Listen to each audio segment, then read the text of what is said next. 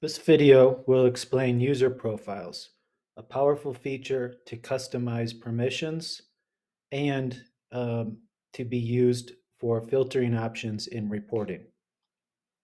User profiles provide a centralized way to define permissions for users in the platform. A user's overall permissions combine their user profile and any system code or system profile to decide the permissions for the particular system that they may be controlling. You can modify any of these profiles, create new ones as needed, and there can be as many profiles as required. There is one exception, which is the admin user profile listed here. The admin user profile cannot be removed, but certain permissions may be modified if necessary. By default, it's going to grant all permissions to any system, regardless of any code that that particular user has and the permissions on their code. So it's a special profile. It also is hidden from any non-admin level users, which ensures that the presence of these users are not visible without admin privileges. I'm going to walk you through the steps of adding a new user profile, and you would start by just clicking on create a new user profile.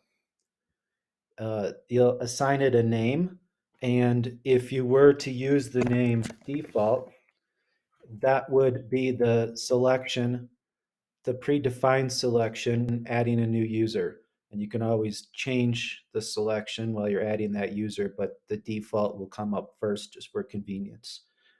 Otherwise, we can give it any other name we want, such as, I'll just call this control users or something along those lines.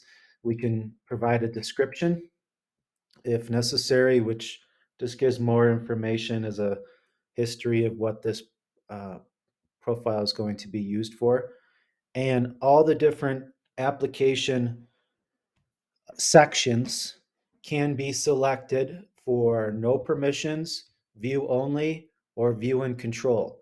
So it's very selective on what you can choose.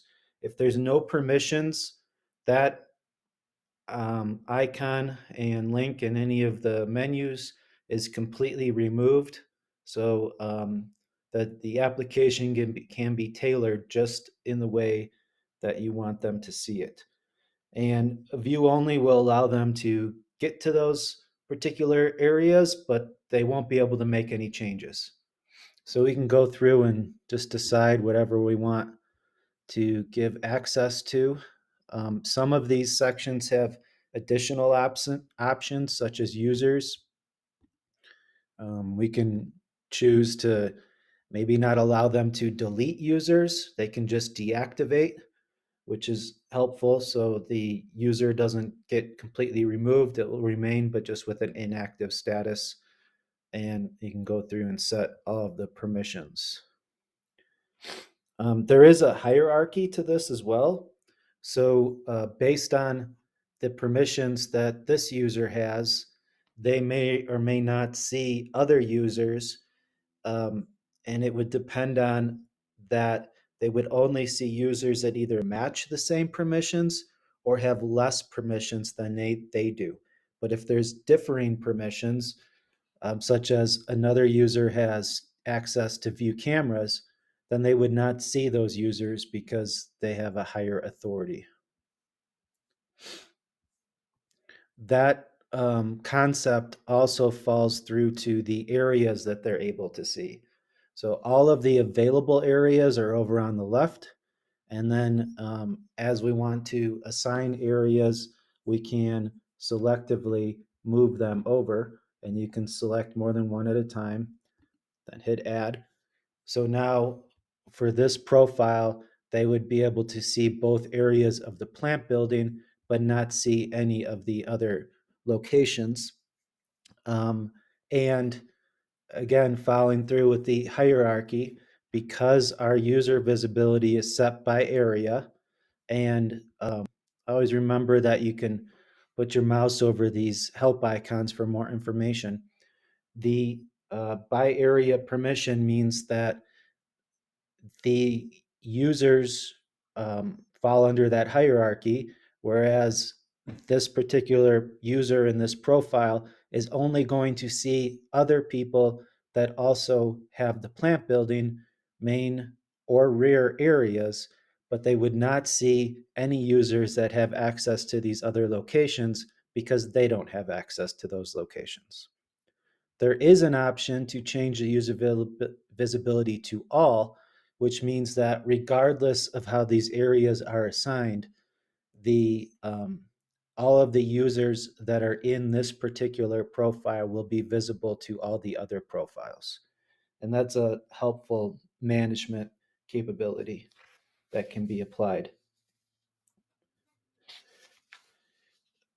There's also additional options such as the lockdown deactivation, um, whereas if this is enabled in the profile, when a user goes to lock down a particular system, these users will also be deactivated during that lockdown, and which prevents their access from working during that security related situation.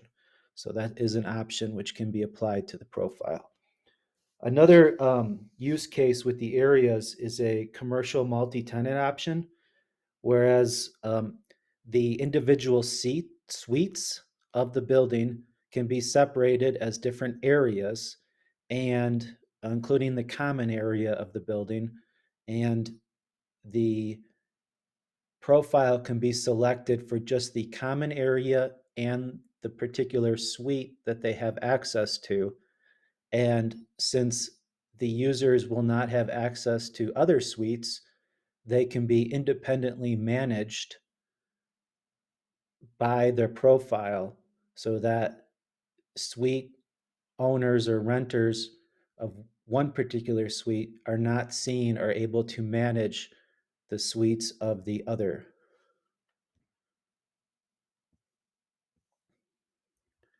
Safe passage is an option that can be selected in the profile. And safe passage is a way of requiring an additional approval on top of their access if they are required to complete an NDA or additional training for certain areas. Maybe it's a visitor form, which is an option that you can set this profile up for visitor users too. You can select that template here for what's going to apply for those particular users, and you can select more than one template if necessary. If this profile is going to be used for visitors, you can enable that here. And when you enable it as a visitor, there's additional options which allow them to do a self check-in, check-out from their own device. Does not require a kiosk of any kind or an app or anything like that. And when they do their check-in, you can specify which areas you want to allow them to be able to check into. And when they check in, it puts them, assigns them basically to that area. So you can run a report, and also there's an in-out dashboard that can track where the visitors are. And there's additional options within the profile. If these particular users are going to be able to log into the application, there's some additional options which can be enabled, such as the ability to restrict their login to just a particular schedule, where they can only log in during, say, normal hours of the day, maybe just Monday through Friday, and they can't log in the middle of the night or during the weekend. Can also enable a restriction of network, so they can only log in from the company network at work, and they can't log in from home if that's an option you want to enable. There's additional login requirements such as two-factor. Any user can have a two-factor authentication enabled. However, the profile can decide whether or not it's required. So if we set this to require authentication device, that means that any user applied to this profile is going to have to configure two-factor as an additional login step. There's also another handy feature here with the auto deactivate option, which if a user within this profile hasn't had any activity within the period of time specified, so um, let's say after 50 days, so they've had no activity within 50 days, it can automatically deactivate that user as a precautionary step that maybe their credentials shouldn't be active anymore. That's optional.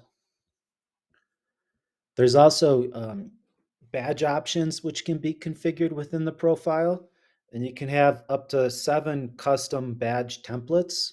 Where this one is just uploaded of a visitor name across the top of the badge, but the entire background can be designed in the way that you want it to appear. And then you can also decide which text is going to be placed on the badge, which these are custom fields that can be named to whatever the customer wants to name them to.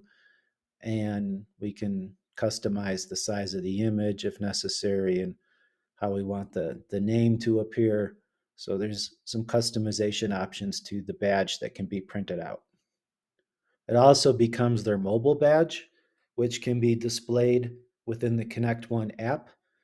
And with the barcode that you see here at the bottom, a guard or anyone else with the Connect One app can scan their barcode and it pulls up their user record in the Connect One app, which will allow them to verify that they're still an active user and they, they're allowed to be in the facility.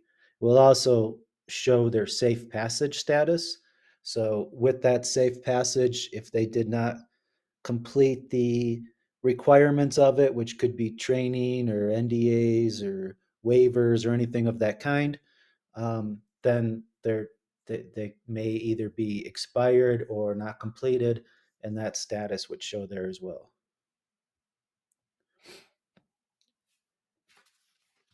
So once we set all our options, we just save it, and now we have another profile option, which in this case was called control users. And we can go back in and modify it if necessary.